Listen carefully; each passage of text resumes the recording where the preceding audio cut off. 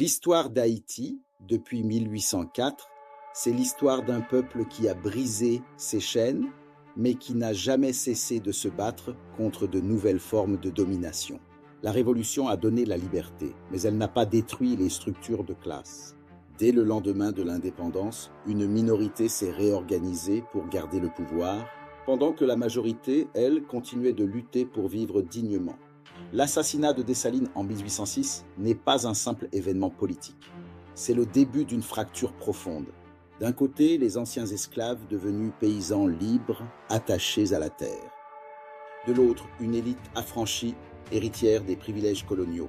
Christophe veut un État fort, productif. Pétion distribue des terres mais consolide une oligarchie urbaine. Deux visions différentes, mais une même réalité. Le peuple reste exclu du pouvoir. L'État vit des douanes. Le peuple vit de la terre. Deux Haïti qui ne se rencontrent jamais. L'occupation américaine de 1915 renforce encore cette hiérarchie. Les infrastructures changent, oui, mais la domination sociale s'intensifie. La garde d'Haïti devient l'outil d'une nouvelle élite militaire.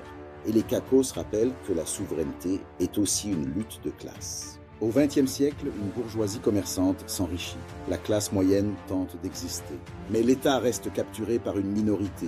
Les Duvalier exploitent les divisions raciales et sociales pour régner. La peur devient un outil politique, la pauvreté un moyen de contrôle. Après 1986, le peuple croit toucher la démocratie. L'élection d'Aristide symbolise l'entrée des classes populaires dans la politique. Mais les élites économiques, l'armée et les puissances étrangères refusent de perdre leurs privilèges. Coup d'État, intervention, crise, la redistribution du pouvoir reste un combat. Aujourd'hui encore, une oligarchie contrôle les importations, les banques, les ports. La majorité survit dans la précarité. L'État devient un terrain de bataille entre intérêts privés. L'émergence de figures comme Fils Aimé montre une société en quête de rupture, mais aussi un pays où les anciennes dynamiques de classe continuent de peser. Depuis 1804, Haïti avance entre promesses et trahison. Mais une chose ne change pas, la force d'un peuple qui refuse d'abandonner l'idéal fondateur de sa révolution.